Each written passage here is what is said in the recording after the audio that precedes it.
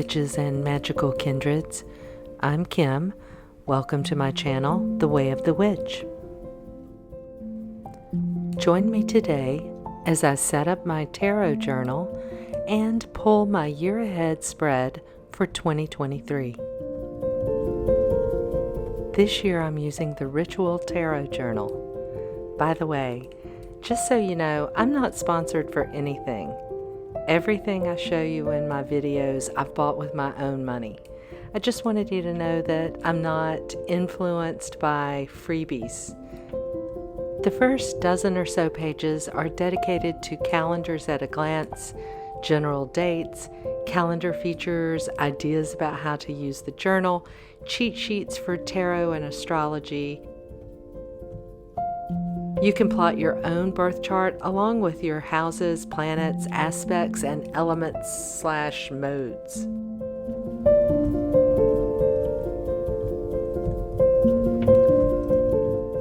So let me go ahead and get into this. But first, I'll recommend Mary Kay Greer's Tarot for Yourself. While she doesn't talk about year ahead spreads, she does walk you through how to create your tarot profile, so you may find that helpful. In the meantime, for this spread, I leaned heavily on a witch I've followed for years, Jessica and the Moon, here on YouTube. And by the way, all references and resources are listed in the description box below. So first I'm going to pull a card for each month, and I'm using the Tarot of the Spirit by Pamela Eakins.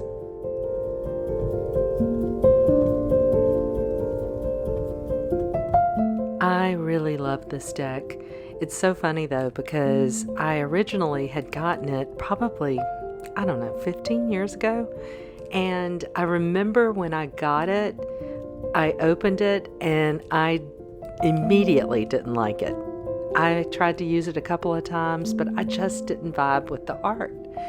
So I must have given it away. I don't know what I did with it, but I didn't have it. And I came across it a couple of years ago, and for some reason, I immediately fell in love with this deck, the art, and especially the guidebook by Pamela Eakins. It's really good. You should get it. If you have this deck and you don't have the guidebook that she created, I'd highly recommend it.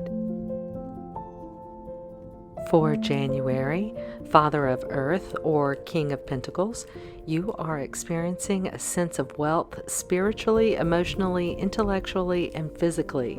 Through self-knowledge, potential is mastered.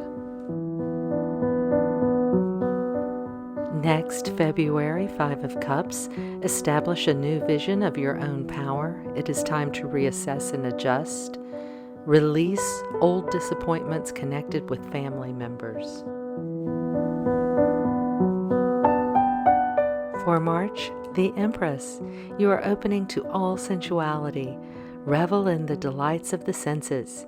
You find comfort among birds, beasts, and fellow travelers. Imagination is everything.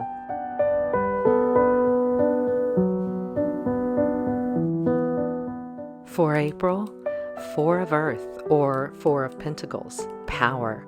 Great gains have been made. Everything has paid off. You have come into your own. Your ship has come in. For May, Ten of Cups, Fountain of Love. All has turned out well. Enjoy this time of rarefied joy, spiritual love, exquisite beauty, and deep sharing with others. For June, well, nothing lasts forever. Five Pentacles, the Nadir. You are in a state of darkness. You are stressed and worried. Your equilibrium is off. You feel unbalanced and defeated. For July, Six Pentacles. Beauty. You are healing yourself and your environment through realizing that the pursuit of beauty is the secret to all lasting success. Great fortune becomes yours.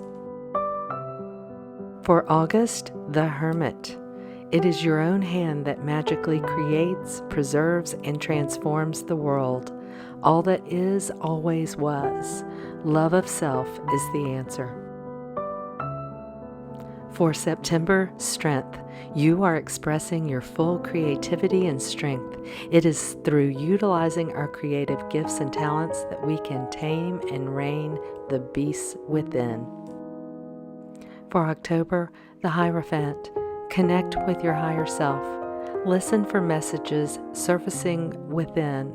The most important thing at this time is to attune yourself spiritually.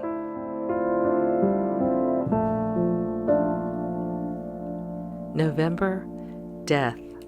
You are involved in a major transformation, one of the greatest you have known. You must go through the change alone. And December, of course, 10 of Swords.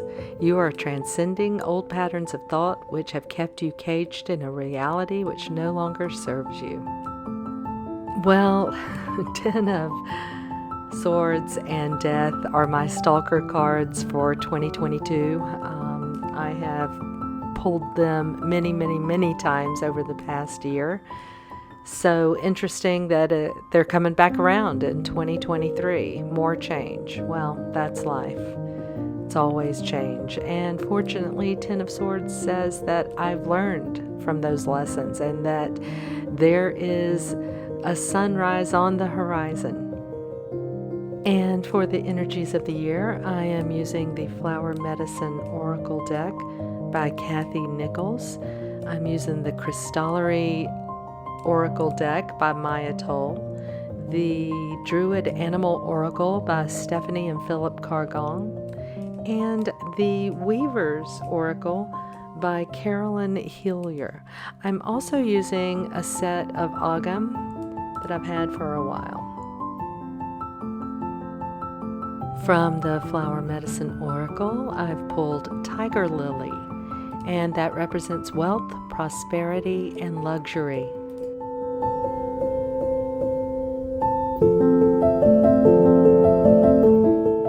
From the Crystallary by Maia, Morganite, fill yourself, divine love and compassion. And from the Druid Animal Oracle by Phillip and Stephanie Carr-gomm, Fox, diplomacy, cunning, wildness.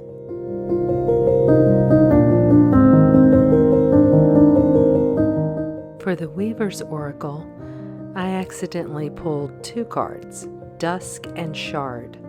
The keywords for Dusk are Cave Elders, Bear Drum, Weaving Darkness, and Shard, it's Ancient Ice, Northern Wind, and Reindeer Road. I'll be working with this deck a lot more deeply in the year to come. For the Carr-gomm, this is a separate set from the reference that I have listed down below. The reference is Celtic Tree Magic, Carr-gomm Lore and Druid Mysteries by Danu Forest. For this pull, I only intended to have one stave stay with me for the year, but I found one on the side and kept it out as well. I pulled Bramble and Birch. Bramble keywords are harvest, celebration, and birch keyword is new beginnings.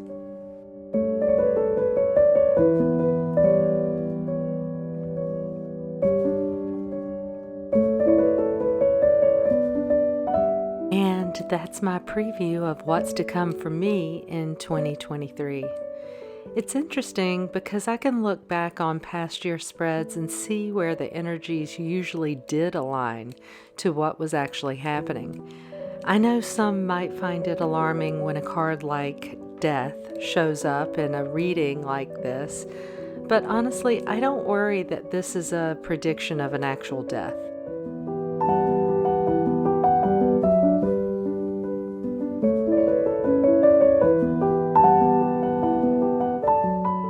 It's more likely that there's a big transition happening at that time.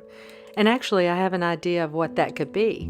My lease is up in November in 2023. So I'll either be signing a new lease or moving into a new space. But if I didn't have a clear idea of what that was about, I'd use that card as a kind of heads up that, something might occur and I can be on the lookout for it.